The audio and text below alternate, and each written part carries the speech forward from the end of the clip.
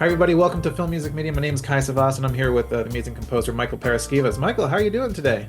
I'm great, Kaya. Thanks for having me. It's exciting to chat about music, chat about life, chat about whatever. Yeah, absolutely. Well, to start off, I always like to ask composers this question. It can be a very simple answer, it can be a deep and existential answer, just however you take it, though. But I'm curious, if I'm just going to ask, what does music mean to you?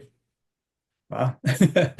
Um, start off existential. Let's do it. Yeah. Yeah, music, for me, music means, everything. Like I think music is a way of communicating with people, a way of communicating with yourself, a way of um, communicating with the sublime, with Yeah. the abstract. And I think it's been such an integral part of the human experience. And you look back at like the ancient Greeks, like how they revered music in a way that's very religious and very a way of connecting and understanding the world that we live in. And I think that's, we all have music plays a role in like everyone's lives in some way. Absolutely. Whether you're playing it or listening to it, or doesn't matter. It's just part of our lives and our world. So I'm curious, growing up, do you remember like when did music, I guess, find its way into your life, or did you find its way into its life? I'm curious, was there like a cat like a moment that happened, or was it something gradual where it became an interest? And then at what point did you decide I'm going to pursue this like as a career? I'd say I think I was just kind of born into it. Yeah. My dad's a music teacher. Oh, there Um, you I go. very much, yeah, I just kind of grew up learning it as if it was another language. And he still teaches strings, Oh, plays wow. piano and directs choir. So just always surrounded by that, the richness and always interested in exploring and learning music for myself. And also thankful he never forced me to do any of that. And True, yeah. they let me, come to that on my own. But thankfully, had the full support of my family as I've been sort of on this journey.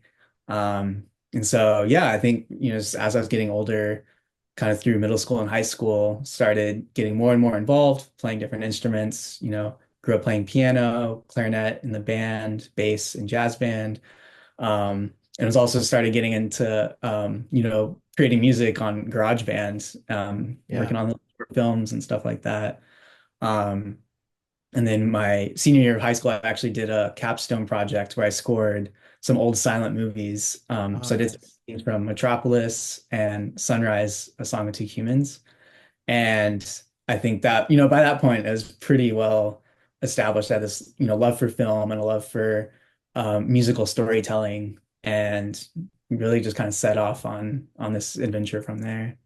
Do you remember any kind of like films or scores that like stood out to you growing up that kind of pulled you into that world? Yeah, definitely. I mean, I loved, growing up on like the Disney animated classics Yeah.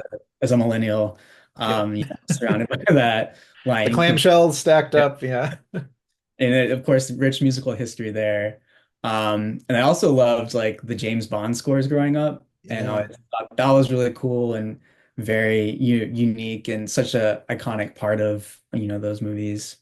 And as I got older, started getting more into like the Coen brothers, Scorsese, and really learning more film history, Yeah. and appreciating that. And I think for me, I'm always just trying to watch new things and listen to new music and explore other worlds, other adventures. Absolutely. So yeah, take us to kind of when you have all this passion, interest, and you're pursuing this as your career, and I'm curious, a lot of young composers wonder, I mean, and again, every path is different. There's no like rule book of how to get into this industry, how to get started. But I know you started, you worked with Chris Leonard and of course with Christoph Beck, and you had this great collaboration that you still do. And I'm curious, what was your way in? Like, what was kind of the moment where you're able to kind of get in and start getting your hands on things, and whether through an assistance position or start learning kind of the trade a bit. Yeah, good question. I think, that's, came out fresh out of college, with my degree ready to go. Like, here I am, Hollywood. Yep. Like, let's do it. And quickly, was humbled that it's a long journey, and you come here ready to go, but it takes a lot of patience. And so I think, in my first couple years out in LA was sort of in the wilderness trying to, establish myself. And then yeah, eventually I interned at Chris Leonard's studio.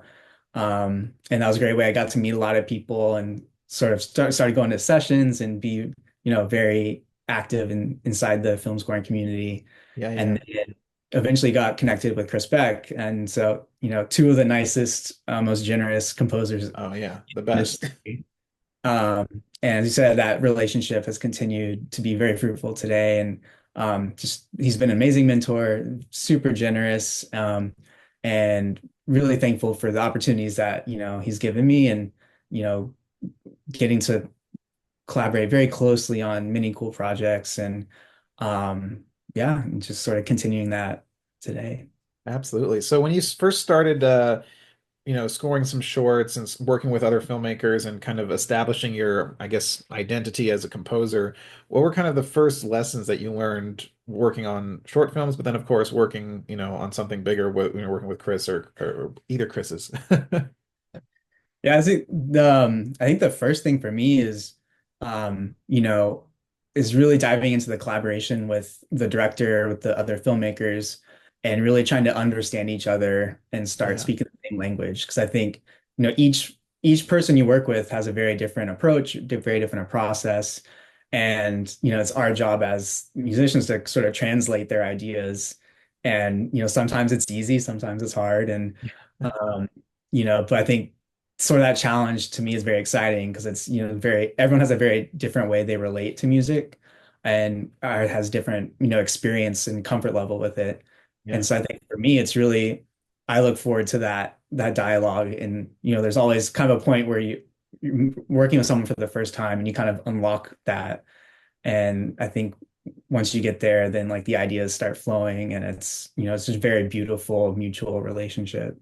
Yeah, absolutely. I mean, the director, because I'm not a composer. I got into it through like, filmmaking. I went to film school and again came out, with my film degree out here, I'm ready to be a filmmaker, Hollywood. And then it's like, oh crap, that's not going to happen. But right off the bat, but no, yeah, you persist and you work. But I think the director composer collaboration is for me one of the more fascinating ones. And you see, I think we all grew up loving John Williams and Steven Spielberg or seeing how Hans and Ridley work or, these kind of long stretches of great connections and stuff like that. So, working with the directors that you have, what would you say, are some of the if a filmmaker is watching this as a director, what are the top like attributes like or characteristics that a good director should have to work with a composer? Yeah, good question. I think, the top characteristics really apply to not just working with composers, but just sort Yeah, of any collaboration with, the filmmaking process is such a unique like family and community. And I think number one is just being humble and being able to listen to and receptive to fresh ideas. yeah, And I think it's kind of the same way that composer, when we're receiving notes or when we're, maybe trying to defend a piece of music or something, understanding like that we're serving the picture, we're serving the yeah, story, and understanding how music fits within that. And I think, the same way that we're trusting the director and the producers and sort of their vision for the film, the hope is that they trust us with our vision for the music and yeah. how well we can translate that to them. Absolutely. I've heard that from other people. They just wish that directors would trust their composers a little bit more sometimes. Yeah. I think composers, we can trust our directors as well. It's Yeah, kind of, that it should go both ways. Absolutely. yeah. So before we kind of dive into some projects, I'm curious, again, and this question can be different depending on the project or when you come onto a project, but I'm curious on your general approach. Like if you had kind of like your choice of where to start, I'm curious, like where does the first note come from for you? Do you like to sit with the director first and just hear them pitch it to you? Do you like to read the script if you're on that early? Do you like to wait and watch the first rough cut? I'm curious what's kind of the first source you go to for inspiration? Yeah. For me, I think I like being on as early as possible. So Yeah, like, whether that's reading the script or even just looking at like concept art or a lot of times too, directors might have like a playlist that they, just make on Spotify that they're listening to or inspired by. And I think, whatever it is that kind of starts that conversation.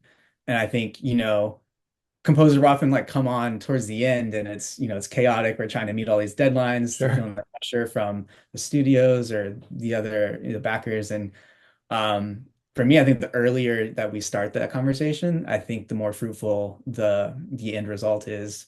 Because it really, allows us time to experiment and to explore and to really hone in. Um, and that's not even to mention like, temp music, the whole Sure. conversation. Well, with, Right.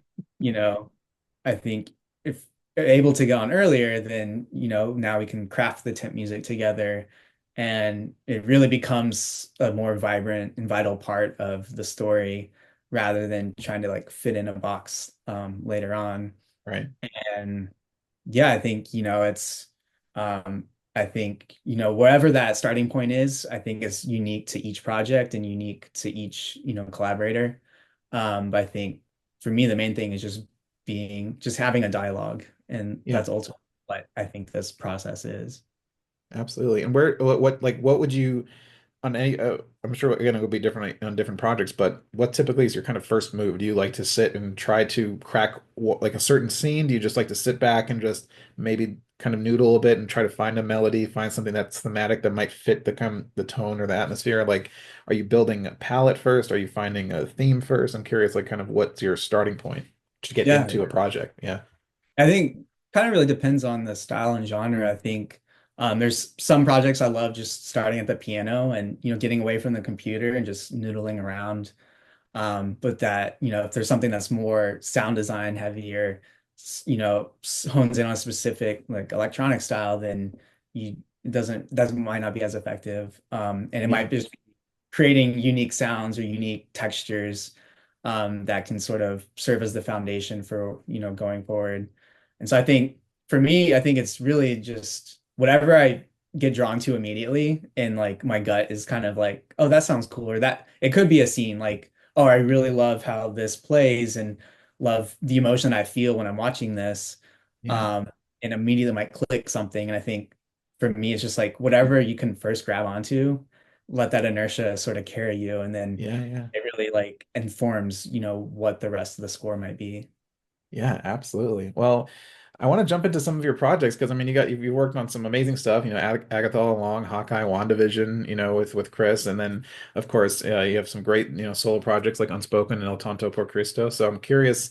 Let's jump into I guess the world of Marvel first, and working with Chris and building those series. When you are working with Chris, like somebody who kind of learned kind of the ropes a bit through, and he kind of became a mentor, but now you guys are working together.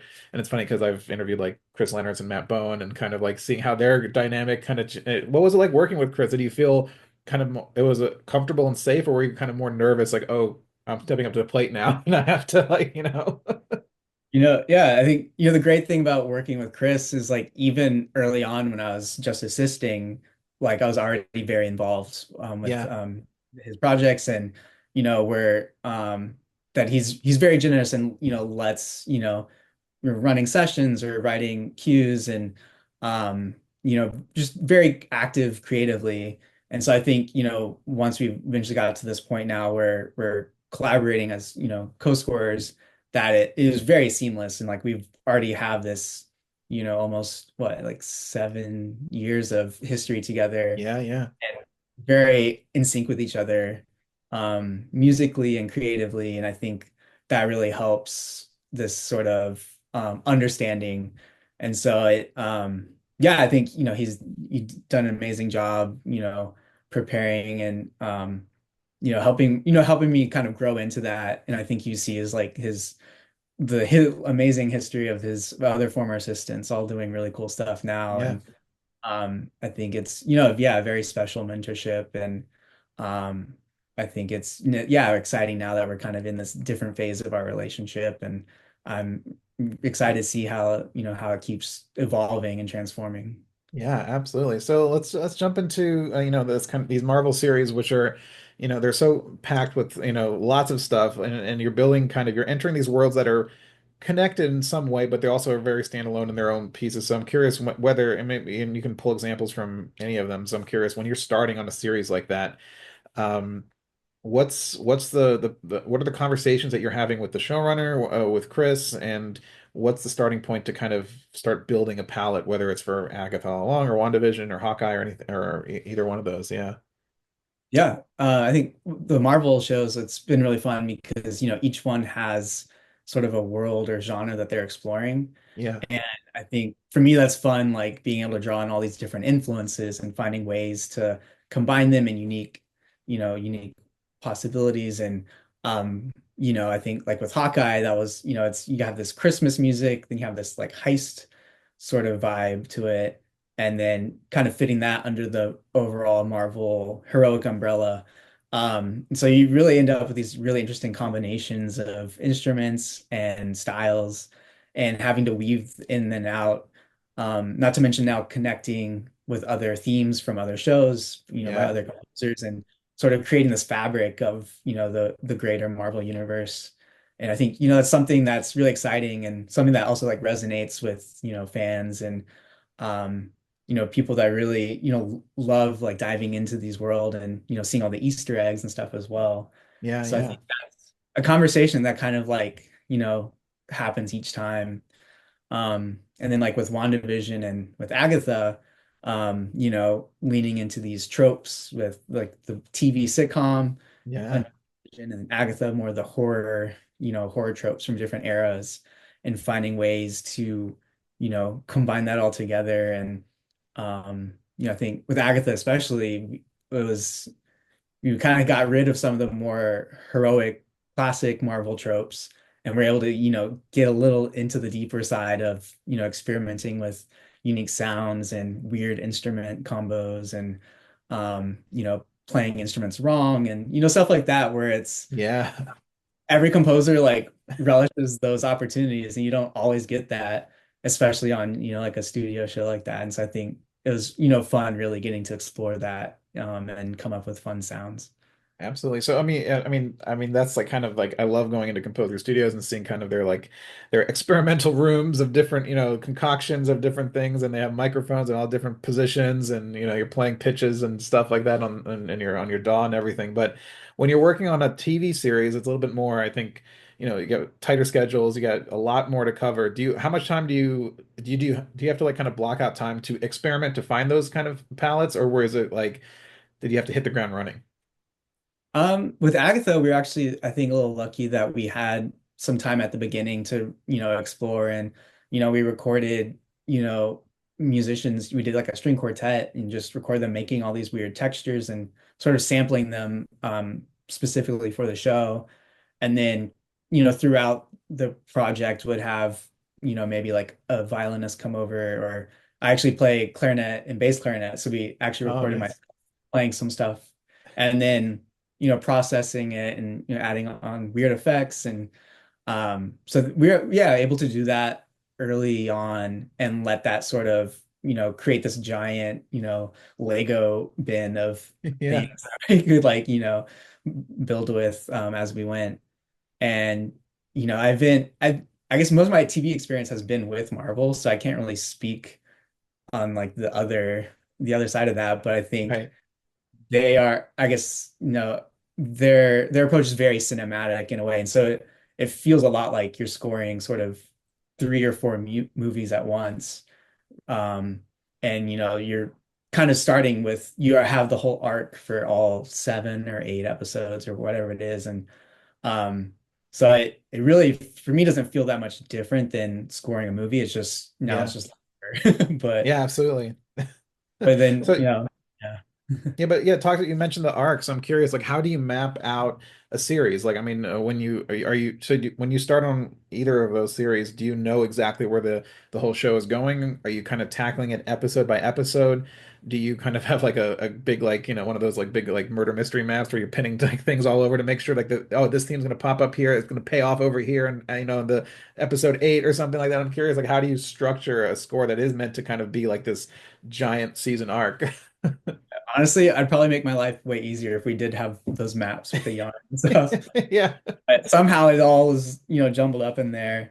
Yeah. Uh, but I think, yeah, but I think for the most part, we, have, even if not every episode has been edited to like a rough cut, we do have most of it done or this, have the scripts as well. And so you can sort of see what the the whole arc is, and able to work kind of backwards. And, usually we kind of do it chronologically, but, get to a point where everything's kind of overlapping. Yeah. Um, but I think, identifying like the characters and identifying like strong themes that recur throughout. And I think starting with that, then it sort of, makes it easier to sort of navigate it. Yeah. Is there like on from any of the shows, are there a certain was there a certain episode or maybe sequence that really kind of stood out to you that was like really fun to tackle and something that you look back on that was like really creatively rewarding? Yeah, I'd say probably one of my favorite scenes in Agatha is the opening of episode 9. It's comes after this, big fight scene from the previous episode. Yeah, yeah. Everyone's sort of like, all right, what's the last episode going to be? Like we just had the climax. Right. And it opens with Agatha running through the woods back in Salem, back in the like 1700s. And we open this a cappella chant. It's very witchy and very out there compared to like what the score had been previously. And ultimately it's the scene of her, giving birth. And it's this very magical and sort of ethereal scene, but also has, some darkness and sadness to it as well. Yeah, yeah. And I think for me, just like the way they shot it and cut it together, the way the costumes are working and her performance, I think just everything was, clicking in a way that was so inspiring. So by the time, it was our turn to like jump in and throw the music there, like I don't know, I think it was like the perfect marriage of like Yeah. all the different aspects of film together. And Absolutely, yeah. And I'm curious, like when you're tackling stuff that has, giant kind of action set pieces, but also these characters that you're trying to build and grow across, a whole season. Is it do you have to like consciously be aware to make sure that if you're scoring an action piece or an action set piece to make sure those character themes are present to make sure that the emotion is there so the audience isn't just, kind of zoning out from just like quick edits and all that stuff, so that the heart is still there? Like is there a kind of a balancing act to make that work? yeah, for sure. And I think it depends on the directors and their, taste, or there's I guess sort of like a dial of like how thematic you can get with things. Yeah, Uh, yeah. but I think, with the Marvel stuff is definitely like, supportive of strong identifiable character themes. And I think, those are your building blocks for a scene, for a show, for and how you develop those throughout the show. And so Yeah. I think that's usually kind of my go-to. I have like a little notebook where I just have like, sketch like what those themes are.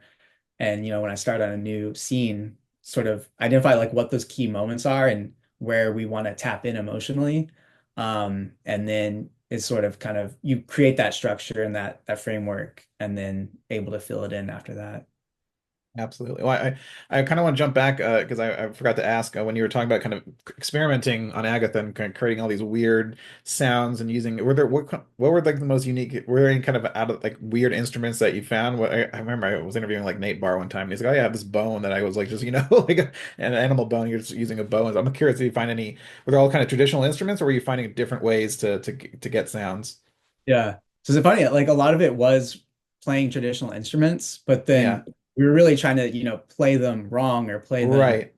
differently. And I think kind of two come to mind. One, I had a friend come over and he had it was like 3 or 4 violins, and we put them all in a row. He stood on one side, I stood on the other, and we were both bowing it at the same Oh, time, just making these like really weird drones. yeah. Um, and then the other thing that I really loved was for Rio's theme, recorded myself playing clarinet and then added all this processing on it. And then Chris came up with this cool, like ethereal, eerie synth that we doubled the two for the melody. And it really create this like ghostly, haunting Oh, sound that wow. felt so integral to her character and to the romantic relationship between her and Agatha.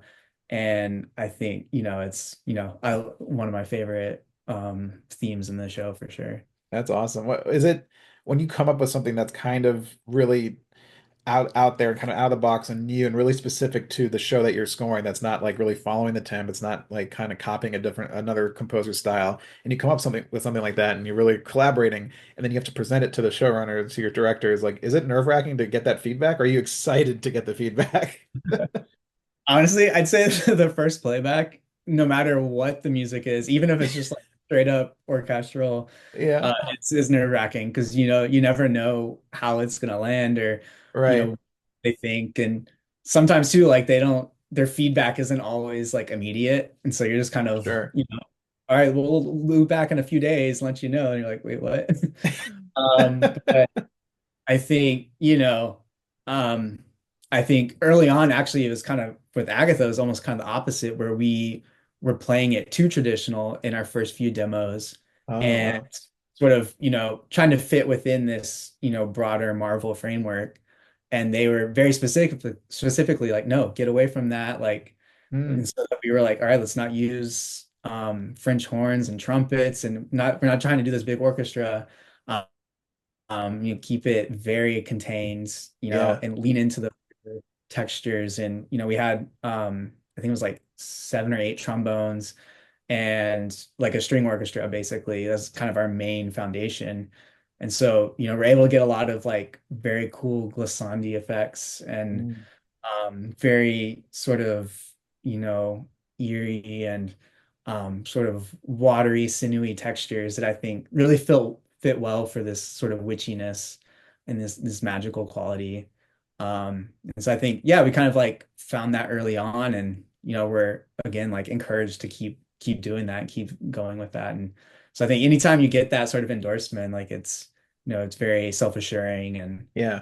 and yeah, Absolutely. happens.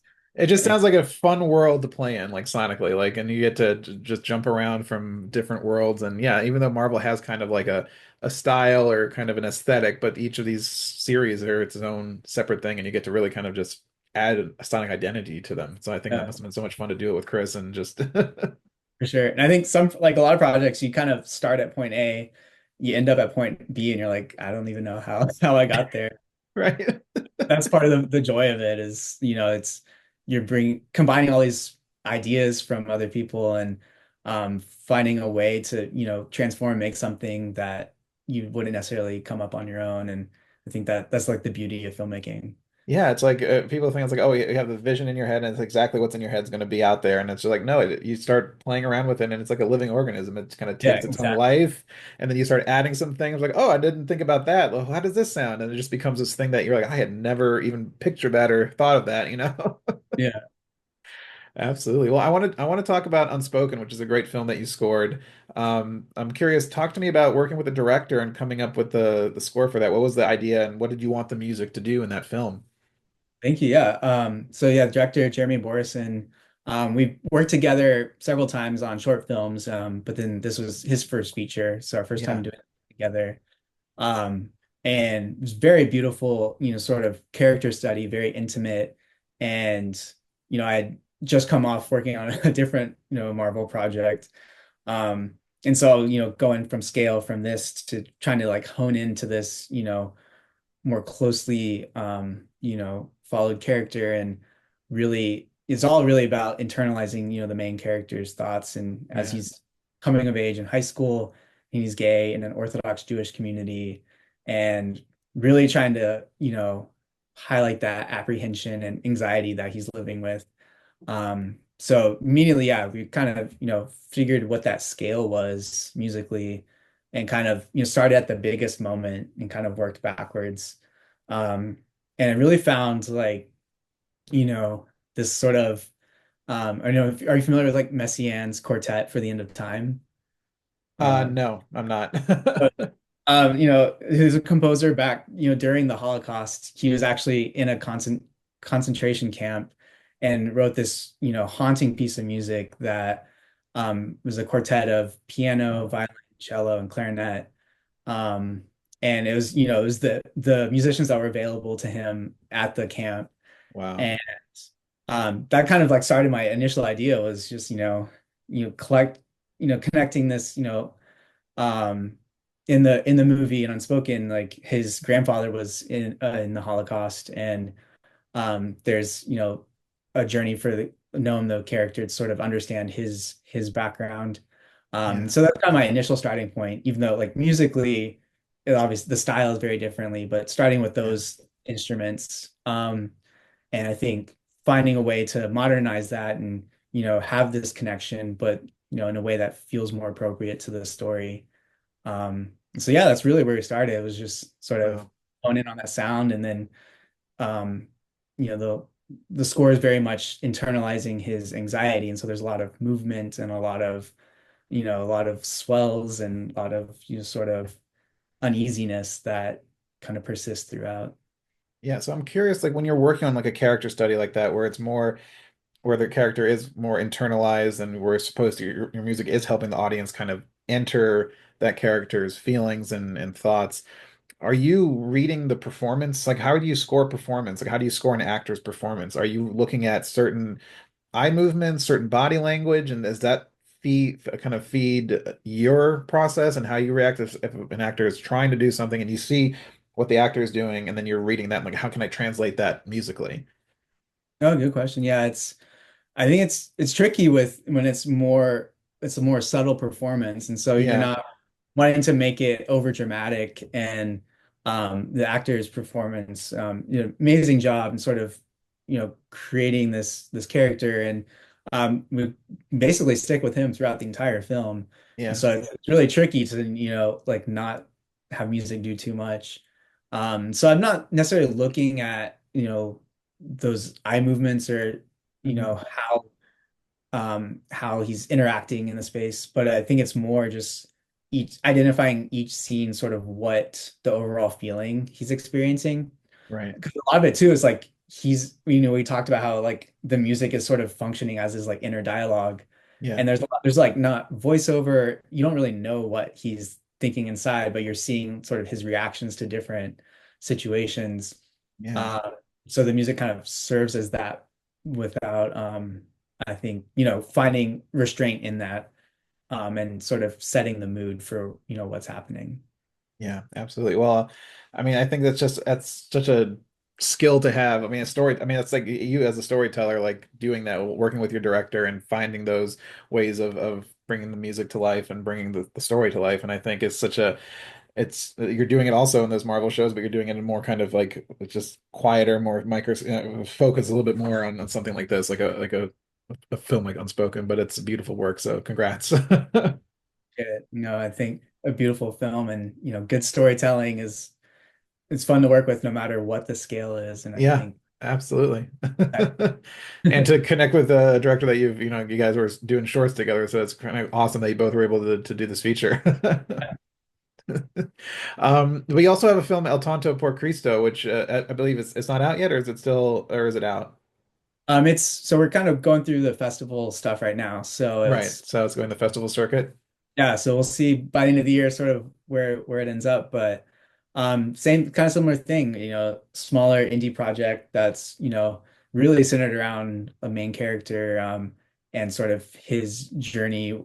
He's a monk and Orthodox Christian, in a small monastery in Texas. And it's sort of like an art house, ethereal, abstract tale of that. Yeah, yeah, Calling like a folk tale basically. And that for me was really fun, musically, because I'm from Dallas, and so growing up, it has the film, has sort of the Texas roots, and then growing up, Greek and Eastern Orthodox, and yeah, has this a cappella chanting throughout, and combining those two worlds, in the score for the story was really fun. yeah. It was what was like working on with the director on this one? Was it what was the collaboration like? Yeah, so amazing director Josh David Jordan, and this is our second feature together. His first one was for a film called This World Won't Break, came out in Yeah, 2019, which is also, sort of Texas roots and very much a love letter to Dallas, which is actually where he's based. Um, and I think, again, having that history together, like we've, developed this language and understanding. yeah, Uh, yeah, I think for this particular film as well, like I asked him not to put any temp because we're trying to combine these two things that like don't have, I don't know, like I don't know examples of um of them working together that way. And so, we had some conversations sort of like instruments or sounds or more abstract ideas of what the music could be. And then it really just was started experimenting. And, I think similarly to our process with Agatha was, you know, reaching out to specific musicians to, just create this, this bed of stuff to play around with. Um, and one instrument that was really fun for this film was there's this wooden instrument called a cimentron that they have in monasteries, like in Greece and Eastern Europe, and it kind of functions like a bell, and that like the monks are playing this with these Oh, hammers to like call to lunch or call to services or yeah. whatever. And, I was like looking all over the internet. I was like, I don't know where to find one of these. Like they can be huge, they can be small. Um, and then turns out there's actually a sculptor in Dallas who had made one for an art exhibit there at the Nasher Sculpture Museum. Oh, And wow. one of the grad students at University of North Texas had just played it. So I reached out to her and she's like, "Oh yeah, like this, I can totally record this." And just had her just lay down all these these cool tracks of it's a very unique and specific style of playing, but really wanting to capture the authenticity of that.